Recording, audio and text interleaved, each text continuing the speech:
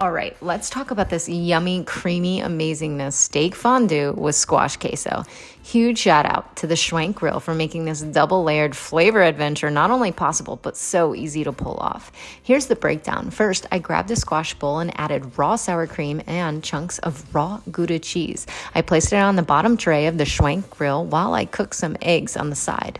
Once the eggs were partially cooked, I tossed them into the squash bowl. Now for the game changer. I threw some New York strips on the grill grate above the catch tray. As the steaks cooked, their juices dripped right into the squash queso below, adding incredible flavor, not just nutrients, but that juicy, meaty yumminess you can't get with a regular grill. I used New York strips from Santa Clarota, cooking them 3 minutes per side. Thanks to the Schwank's infrared technology, they seared to perfection. Once done, I pulled everything, steaks and squash, off the grill. Now, I didn't have a cheese grater, so I blended the queso mixture to smooth out the chunks. Honestly, it worked perfectly. The result, perfectly cooked, beautifully seared steaks paired with rich, creamy squash queso infused with steak drip magic. Do yourself a favor, snag a Schwank Grill during their biggest sale of the year and start making recipes that capture every last drop of steak juiciness. Okay, this one-pan appetizer turned out so delicious. Fried feta cheese with honey. Here's how it all came together. I got the inspiration from someone on Instagram who used a nice block of feta, but mine crumbled. Probably because it was real feta. Honestly, it worked out even better because everything just blended beautifully in one pan. Here's what I did. I placed the crumbled feta in a cast iron skillet, poured 2 whipped eggs over the cheese, and added about a cup of crushed pork rinds on top, and even tried to get some underneath the cheese. The beauty about this recipe is you can just throw shit in a skillet and it's great. This combination of ingredients is so tasty. It wasn't the prettiest thing, but trust me, it was so good.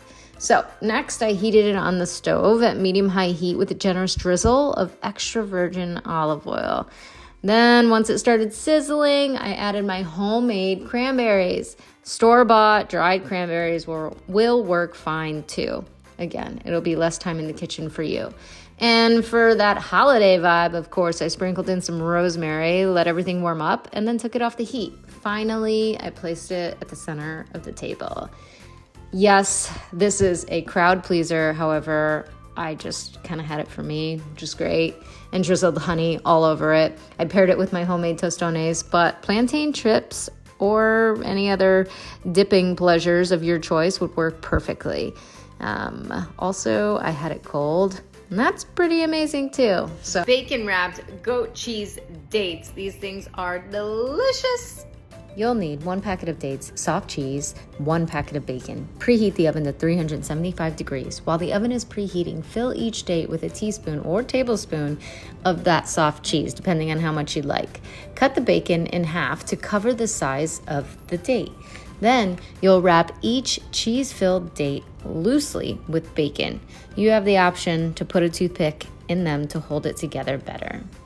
Cook in the oven for 15 minutes. Check after 10 minutes, depending on your oven. Pull out of the oven and flip them. Place the dates back in the oven to cook an additional 10 minutes. And again, I would check after 5 minutes, depending on your oven. I've literally been dreaming about these since the last time I made them for Thanksgiving. I love making them for gatherings, not only because I enjoy them, but because it brings me even greater joy watching other people enjoy them just as much.